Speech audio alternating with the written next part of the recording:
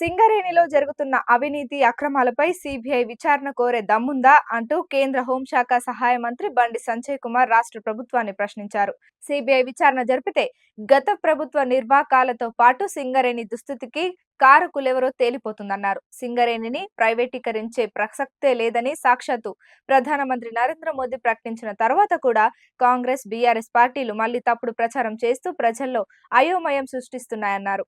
రాష్ట్ర ప్రభుత్వ ఆమోదం లేకుండా కేంద్ర ప్రభుత్వం సింగరేణిని ప్రైవేటీకరణ చేయడం అసాధ్యమని స్పష్టం చేశారు.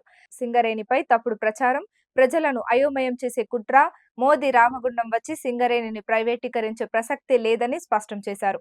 సింగరేణిలో కేంద్రానిది 49% వాటా మాత్రమే, రాష్ట్రానిది 51% ఉంది. రాష్ట్ర అనుమతి లేకుండా సింగరేణిని ప్రైవేటీకరించడం ఎట్లా సాధ్యం? సింగరేణి ఈ దుస్థితికి రావడానికి ప్రధాన కారణం నాటి సీఎం బీఆర్ఎస్ ప్రభుత్వానిదే. తాడిచెర్లలో ఏపీ జెన్కోకు ఇస్తే కేసీఆర్ ప్రభుత్వం ప్రైవేట్ వాళ్లకు అప్పగించింది నిజం కాదా? సింగరేణిని పూర్తిగా ప్రైవేటీకరించిందే కేసీఆర్. ఆయన మూర్ఖత్వపు ఆలోచనల వల్ల సింగరేణిని పూర్తిగా దెబ్బతీశారు. తన కుటుంబానికి ఏటీఎంగా మార్చుకున్నారు. కేసీఆర్ కుటుంబ స్వలాభం కోసం సింగరేణిలో పొట్టు పొట్టు అవినీతి చేస్తే కాంగ్రెస్ కూడా అదే బాటలో నడుస్తోంది.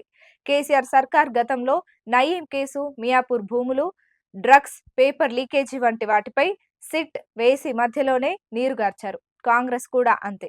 ఫోన్ ట్యాపింగ్, కాళేశ్వరం విచారణ పేరుతో జాప్యం చేస్తూ లాభం పొందాలనుకుంటున్నారే తప్ప వేరే ఆలోచనే లేదు. మళ్ళీ చెప్తున్నా, సింగరేణిని ప్రైవేటీకరించే ప్రసక్తే లేదు. అసలు రాష్ట్ర ప్రభుత్వ ఆమోదం లేకుండా సింగరేణిని ప్రైవేటీకరించడం కేంద్రానికి సాధ్యమే కాదని తేల్చి చెప్పారు.